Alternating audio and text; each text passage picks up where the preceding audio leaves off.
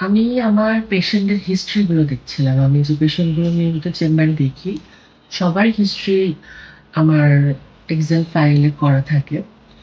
তো বেশিরভাগই দেখলাম যে ইরেকটাইল ডিসফাংশন বা উত্থানজনিত সমস্যা কমনলি আছে, যেটাকে সংক্ষেপে ইডি বলা হয়। এটা কেন হয়?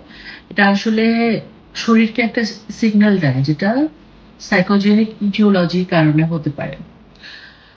আবার আপনার হচ্ছে যদি অনেক পরিমাণের ঘুম আপনি কম ঘুমান, আপনি যদি অপুষ্টি খাবার নিয়মিত খান, যেটাতে কোনো পুষ্টিকর উপাদান নেই, ভাজা পোড়া, কোল্ড ড্রিঙ্কস, এগুলো যদি কন্টিনিউ খেতে থাকেন, শরীরে উত্থানজনিত সমস্যা হতে পারে।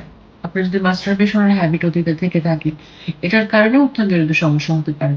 আপনি যদি অনেক পরিমাণের ওয়ান টাইম মেডিসিন বা ভায়াগ্রা জাতীয় মেডিসিন সেবন করেন, সে কারণেও আপনার উত্থানজনিত সমস্যা হতে পারে।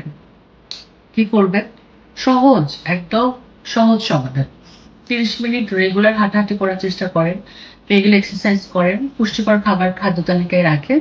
পাশাপাশি আপনি মেডিসিন কিছু হোমিওপ্যাথি সেবন করতে পারেন, যেটা আপনার ভেতর থেকে ক্ষতিগুলো পূরণ করবে। আর কি খাবেন? খাবার-দাবারের মধ্যে সিডস জাতীয় খাবার খাবেন, বীজ জাতীয় খাবার। তরমুজের বিচি, সূর্যমুখীর বিচি, মিষ্টি কুমড়ার বিচি, বাদাম, খেজুর, বিচি জাতীয় খাবারগুলো খাবেন। আর পাশাপাশি কি করতে পারবেন? ডক্টরের পরামর্শ তো অবশ্যই থাকবেন। আর কি খাবেন না? ভাজাপোড়া জাতীয় খাবার খাবেন না, অপুষ্টিকর খাবার খাবেন না।